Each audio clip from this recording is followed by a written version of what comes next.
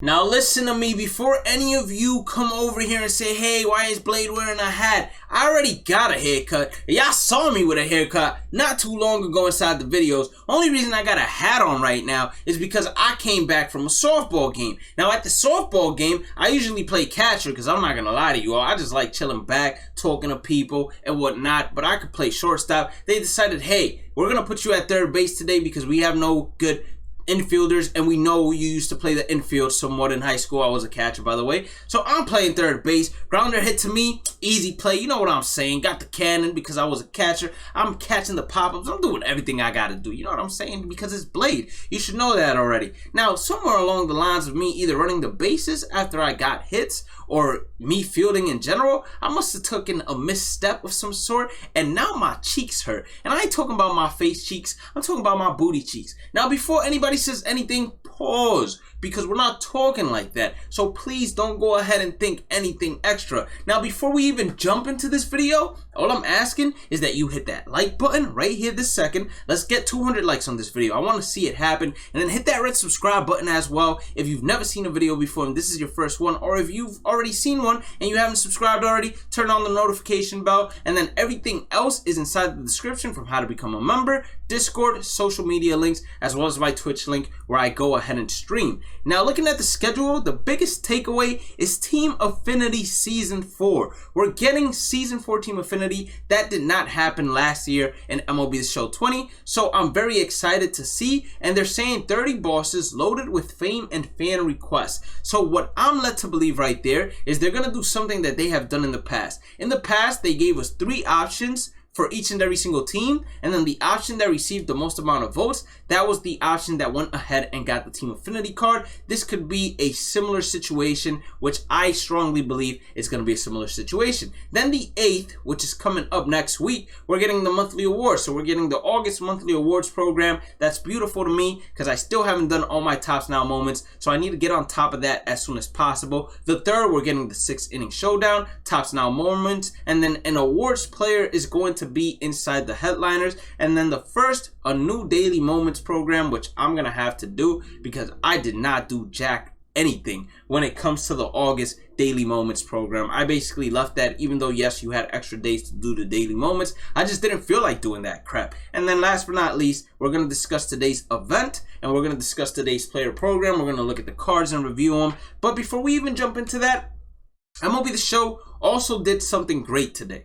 As you all know, there is a 35,000 XP cap on gameplay. They have increased this XP cap now to 60,000 gameplay experience. So you can get up to 60,000 gameplay experience before you get the timer saying, hey, you're not going to receive any more experience from gameplay. Now, this is a great change for everyone that still grinds this game non-stop and this is the only game that you play. But if you're a casual player like myself that only plays 1 to 3 hours a day, this change has no effect on you because it is very unlikely you ever met the 35,000 XP cap. Like, I never saw it, and I know others saw it, but I was never going to see it because I just don't play MLB The Show like that. So the 60,000 new XP cap is beautiful. It's amazing. Let's go ahead and talk about the player program. We also have Andrew Vaughn. I already opened up the packs, and then the video didn't have the mic on, so I'm redoing this video. I'm letting you know right now, I pulled a diamond, but it was Ketel Marte, so it's not what you wanted to see regardless.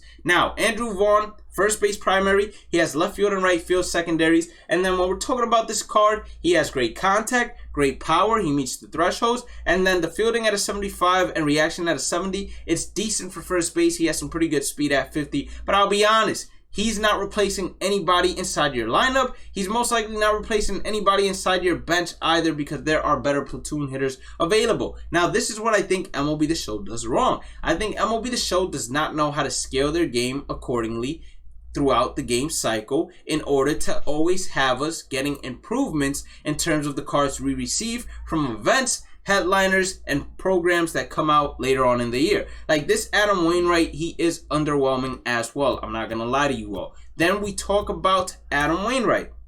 So He's going to be a starting pitcher. He has a really good arsenal when we're talking about fastballs. He has the sinker, he has the cutter, and he has the four seam. The only thing that hurts him is the hit per 9 is a 90, so that means that the PCIs are going to be enormous, and good hitters, they're going to tee off of you, and bad hitters, they're going to get more late jam base hits and whatnot because it's going to be a bigger PCI, especially as his energy begins draining, and if his confidence also deteriorates, you're going to be in trouble. Now, another thing that hurts him is the vertical off-speed pitches that he has. He has a curveball and a changeup, 74 miles per hour curveball, so it's significantly slower than the changeup, but it's still the same movement, which is downward. So any good hitter knows how to sit back on that. When we're talking about the sinker, cutter, four seam, they have pretty good pitch speed differentials when you compare it to the cutter, because you wouldn't go ahead and throw the sinker and fastball since they come around the same speed. So you can mix and match that sinker and cutter effectively, and you can mix and match that fastball and cutter effectively as well. I think he's definitely someone you give a shot to,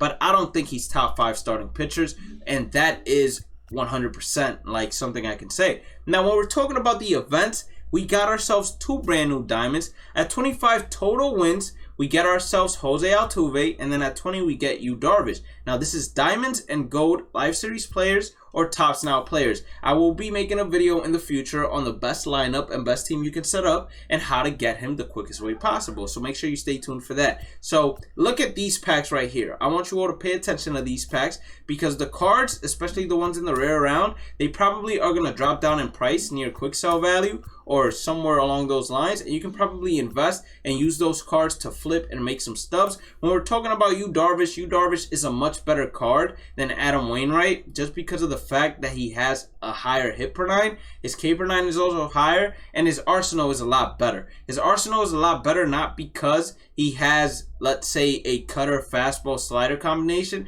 but it just has much better pitch speed differentials. And then when you look at these pitches as well, the cutter and the slider, both horizontal movements, and they come in at 5 miles per hour differential speeds. That is amazing. Then you have a flat fastball coming in at 96 to 98, definitely going to throw the hitter off guard. And then the 2 vertical off-speed movements, which is the 12-6 and the splitter, one comes in at 75 and then the other one comes in at 89. So that 14 miles per hour pitch speed differential is going to be amazing, and I'm pretty sure that as you parallel pitchers up, the pitch speed differentials and the break and all of that get even better. So definitely someone you want to go ahead and at least give a shot, a higher shot than Adam Wainwright. And then when we're talking about this Jose Altuve card, great contact, great power, he meets the thresholds. He has secondary shortstop, which is surprising to me. I'm pretty sure if you play him at shortstop, there's a -4 to -5 penalty. So that means that if you play him at shortstop and it's -4, he would have to be parallel 4 to have gold fielding. He has 82 reaction to start it off, so parallel 2 to have gold reaction at shortstop, and reaction is the most important thing.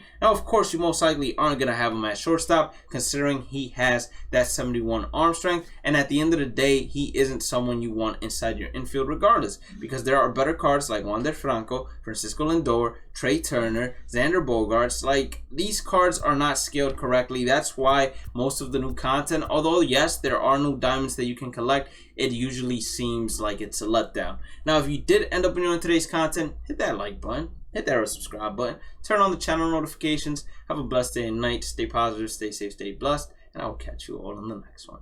Peace out.